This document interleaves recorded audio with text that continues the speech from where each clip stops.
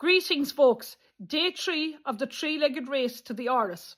Well, folks, the race for the Áras is well and truly off. And what a three-legged spectacle it's turning out to be. With only 3 names on the ballot, the fewest in 35 years, we've got Catherine Connolly, Heather Humphreys and Big Jim Gavin battling it out for the keys to the park.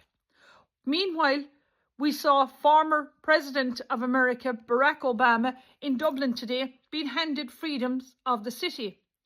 Big Jim Gavin was in Tralee climbing a wall at the wetlands. You couldn't make it up. And sure, when he wasn't scaling walls, he was at the Meadowlands, squeezed in between royalty at Mark O'Shea's book launch, A Kerry Family, A Football Dynasty. No surprise there. But Big Jim Gavin seems to be banking on the O'Shea football dynasty to help him climb another wall, the one into Áras on Uachtaráin. Afterwards, he popped into Mike's Takeaway in Killarney, where, correct me folks if I'm wrong, but I thought that was blue shirt territory. Strange sight seeing Big Jim Gavin lugging boxes of burgers up the stairs, but as he declared himself, there's no such thing as a free vote. But fair play to Big Jim Gavin. At least he's feeding the people of the kingdom who he's trying to win over. Still, whispers in the kingdom are saying that the Fianna Fáil diehards aren't buying any of Big Jim Gavin's bullshit and might just throw their own lot in with Heather instead. Looks like Micheál Martin's sowed divisions within Fianna Fáil party are finally ready for harvest.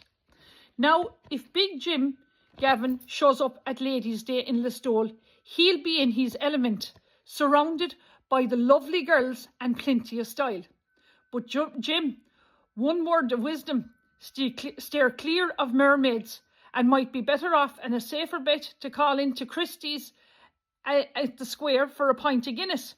They'll give you a fair hearing there. On Radio Kerry, or should I say better known as Radio Kilgarvan, Big Jim Gavin said he wasn't prepared for completely unacceptable online abuse. But Jim, if you want to be President of Ireland, you'll need a thicker skin than that. This isn't TikTok, it's the Áras. And if there are any whispers of allegations, best thing you can do is to be straight out with the people if you have nothing to hide. Clear the air, don't climb the wall. Meanwhile, Heather Humphreys was spotted in Kerry too, with Sean Kelly by her side outside a school. It was, folks, if I've to be honest, pure cringe, like watching somebody canvass for junior cert votes.